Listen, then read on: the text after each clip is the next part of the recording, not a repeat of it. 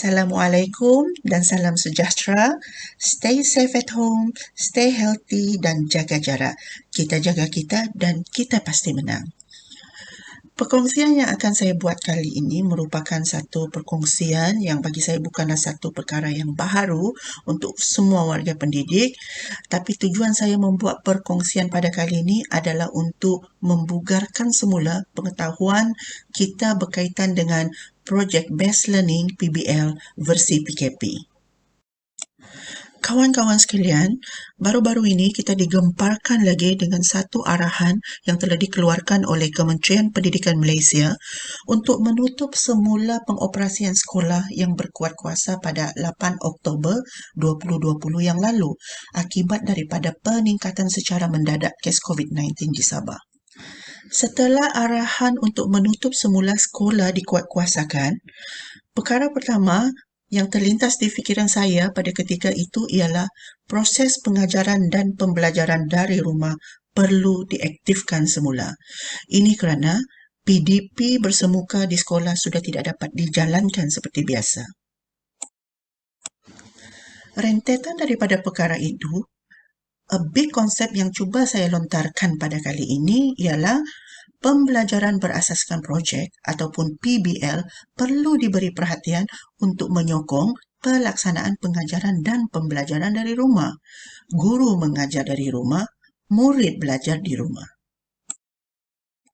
Sebelum saya melanjutkan perbincangan berkaitan dengan PBL, terlebih dahulu, apa kata kita mengimbas kembali secara ringkas apakah definisi PBL. PBL itu sendiri merupakan satu pembelajaran di mana murid akan mengkaji secara mendalam tentang sesuatu isu ataupun topik bagi menghasilkan suatu projek sebagai hasil akhir pembelajaran. Okey, definisi ini sebenarnya saya petik daripada sumber KIT Pak 21 yang telah dikeluarkan oleh Kementerian Pendidikan Malaysia. Kawan-kawan sekalian, sebenarnya terdapat banyak lagi definisi-definisi lain yang boleh kita dapatkan di luar sana berkaitan dengan PBL, tetapi untuk perkongsian pada kali ini, saya stick kepada definisi yang dikeluarkan oleh KPM itu sendiri. Rakan-rakan sekalian, sebenarnya terdapat pelbagai kaedah ataupun teknik pengajaran dan pembelajaran yang boleh dipilih oleh guru untuk dilaksanakan sepanjang tempoh PKP ini. Walau bagaimanapun, kita melihat bahawa pembelajaran berasaskan projek ini mempunyai sedikit kelebihan dan keistimewaan untuk diaplikasikan sepanjang tempoh penutupan sekolah ini. Matlamat utama pelaksanaan PBL versi PKP ini dilaksanakan dalam tempoh PDPR ini adalah untuk memastikan tiada murid yang tercicir pembelajaran ataupun dalam arti kata lain tidak berlaku defisit pembelajaran sepanjang tempoh PKPB ini kerana pengajaran dan pembelajaran bersemuka di antara guru dan murid sudah tidak dapat dilaksanakan. Matlamat yang seterusnya ialah PBL versi PKP ini boleh dilaksanakan berdasarkan satu mata pelajaran saja ataupun gabung jalinan beberapa mata pelajaran yang lain untuk menghasilkan satu projek sebagai hasil akhir pembelajaran. Dalam slide yang dipaparkan ini, saya akan mengupas bagaimana PBL versi PKP itu dilaksanakan mengikut time frame dan juga fokus-fokus yang tertentu. Saya mulai dengan bagaimana PBL versi PKP itu boleh dilaksanakan menggunakan 3 mod, iaitu mod online, mod offline ataupun kedua-duanya sekali. Selain daripada itu, PBL versi PKP ini juga boleh dilaksanakan dalam satu tempoh yang fleksibel. Apabila kita membaca dalam mana-mana sumber pendidikan, kita akan dapati bahawa PBL ini biasanya dicadangkan untuk dilaksanakan dalam tempoh 1 ke 2 minggu.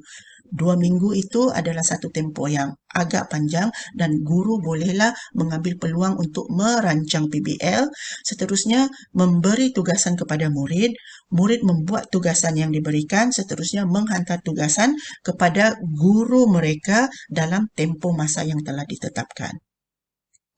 Seterusnya, fokus PBL versi PKP itu ialah pertama, pembelajaran berpusatkan murid, di mana murid sendiri akan melaksanakan projek yang diberikan oleh guru di rumah dengan bantuan ibu bapa masing-masing.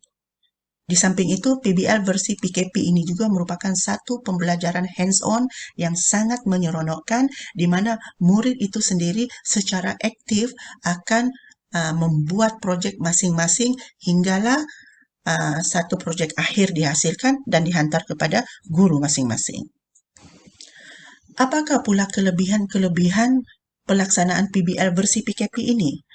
Okey, kelebihan yang pertama yang kita ketahui ialah PBL versi PKP ini telah mendapat pengiktirafan sebagai salah satu pendekatan dalam PDPR, di mana BPSH telah mengeluarkan satu manual pelaksanaan PDPR dan kaedah projek ini telah digunakan sebagai salah satu kaedah PDPR di dalam manual tersebut.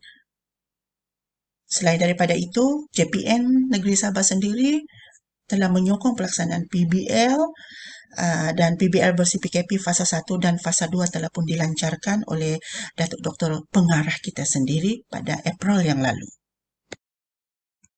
Dalam slide ini, saya akan membincangkan bagaimana PBL versi PKP itu akan dilaksanakan semasa PDPR, pengajaran dan pembelajaran di rumah. Saya ringkaskan, PBL boleh dilaksanakan melalui 4 langkah seperti yang ditunjukkan dalam diagram ini. Langkah yang pertama adalah melibatkan guru. Langkah yang kedua adalah melibatkan murid dan ibu bapa.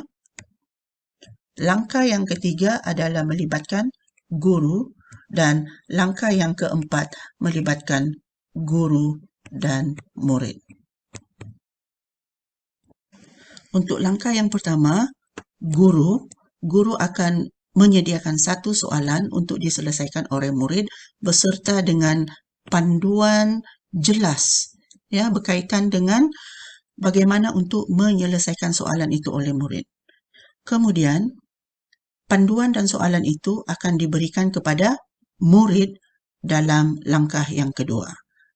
Murid akan dibantu oleh ibu bapa untuk menyelesaikan soalan yang diberikan oleh guru dan mulai mencari bahan-bahan yang diperlukan berdasarkan panduan yang diberikan untuk melaksanakan projek. Apabila projek itu telah selesai dihasilkan oleh murid dengan bantuan ibu bapa, maka projek itu bolehlah dihantar kepada guru dalam step yang ketiga. Okey, produk hasil akhir pembelajaran ini adalah dalam bentuk projek. Apabila murid telah berjaya menghasilkan projek, maka projek tersebut bolehlah dihantar kepada guru untuk dibentangkan. Untuk membentangkan hasil projek, guru-guru ada dua cara. Cara yang pertama ialah membentang semasa PDPR. Yang kedua, membentang selepas pembukaan semula sekolah agar projek murid ini dapat dinilai dan ditaksir mengikut kriteria yang telah ditetapkan. Berikut merupakan contoh-contoh produk akhir PBL versi PKP yang boleh dirancang oleh guru untuk dilaksanakan oleh murid semasa PDPR. Pertama, persembahan video atau multimedia. Kedua, penghasilan artifak atau kraf tangan. Ketiga, penghasilan buku skrap atau portfolio. Keempat, pelaksanaan kajian tempatan atau eksperimen muda. Dan yang terakhir, penghasilan kertas projek ataupun projek muda. Dalam slide yang terakhir ini, saya akan menjelaskan format pelaporan PBL versi PKP yang boleh dijadikan salah satu rujukan oleh guru mata pelajaran dalam mendokumentasikan pelaksanaan PBL versi PKP semasa PDPR. Daripada format di hadapan ini, kita dapati terdapat 5 maklumat utama yang perlu dilengkapkan oleh guru mata pelajaran. Maklumat yang pertama adalah berkaitan dengan maklumat guru, yang terdiri daripada nama guru, subjek diajar, tahun tingkatan kelas diajar dan sekolah mengajar. Maklumat yang kedua adalah berkaitan dengan maklumat projek yang terdiri daripada tema dan topik yang diuji. Maklumat yang ketiga ialah kandungan kurikulum yang terdiri daripada standard kandungan, standard pembelajaran dan standard prestasi. Kelima-lima perkara ini boleh dirujuk di dalam HSP bagi tingkatan 5 dan DSKP bagi tingkatan lain dan tahun yang lain.